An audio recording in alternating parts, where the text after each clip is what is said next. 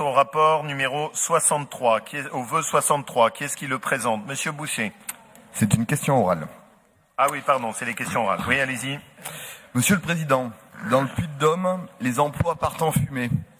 Il y a 6 mois, je vous interpellais sur la question de la CETA, dont les salariés ont élaboré un projet de reprise en scope qui mérite le soutien des élus de notre région et notamment des députés récemment élus qui pourront s'associer à la demande de commission d'enquête sur l'avenir de la filière tabacole que va déposer très prochainement le député André Chassaigne.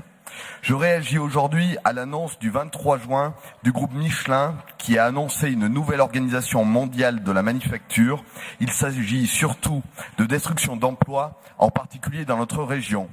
En effet, 1500 emplois en France ne seront pas remplacés, dont 970 sur le seul site de Clermont-Ferrand, auquel il faut rajouter les 494 suppressions de postes annoncées en mai 2016, réparties entre 330 emplois avec la fermeture de l'atelier de rechappage de la Combode et 164 postes en ingénierie.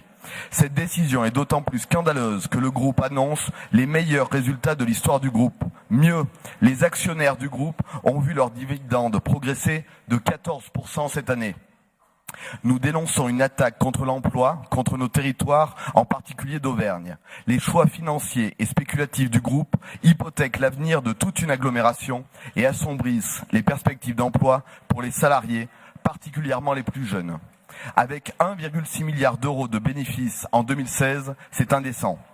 Le Conseil régional, dans le cadre du vote du schéma régional de développement économique, d'innovation et d'internationalisation, a créé l'agence Auvergne-Rhône-Alpes Entreprises. Cette agence est présidée par un chef d'entreprise, mandataire social de l'association.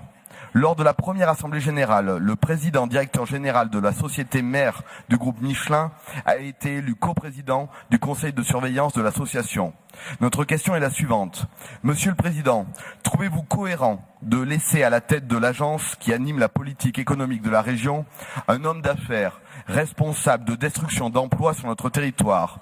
Comptez-vous user de votre qualité de coprésident de l'agence Auvergne-Rhône-Alpes Entreprises afin de lui ôter sa qualité de membre conformément au statut de l'agence voté en assemblée plénière? Merci beaucoup. Je passe la parole à Monsieur Sadier pour répondre, sauf s'il y a des demandes de prise de parole sur le sujet. Ok. Madame Grébert, allez-y. Et vous ensuite, Monsieur Debat. Madame Grébert, non, c'est bon.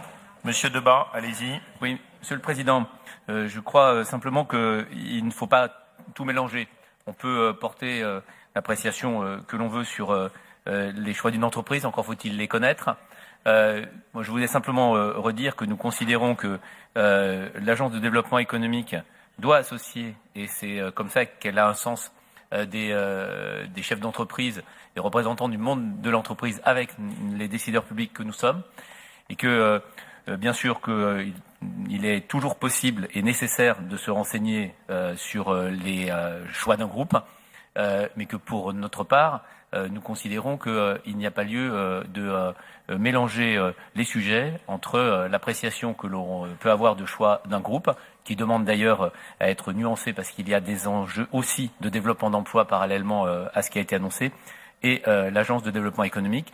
Et nous considérons que c'est plutôt positif. C'est positif que le président de la première entreprise privée de la région soit engagé dans l'agence de développement économique. Merci à vous, Monsieur Debat, y compris pour le courage de cette intervention. Monsieur Sadier.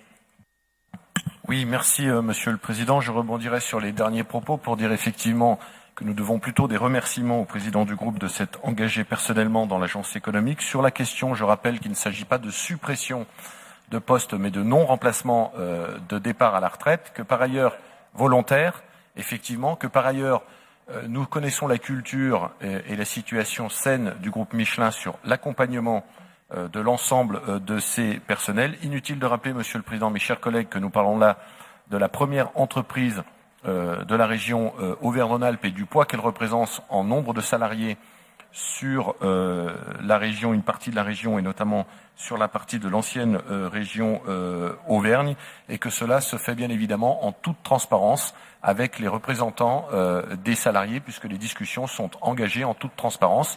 Et donc je crois qu'il y a un décalage entre la présentation de la situation et la réalité de l'accompagnement et de la fierté que nous avons toutes et tous à avoir le groupe Michelin en région Auvergne-Rhône-Alpes.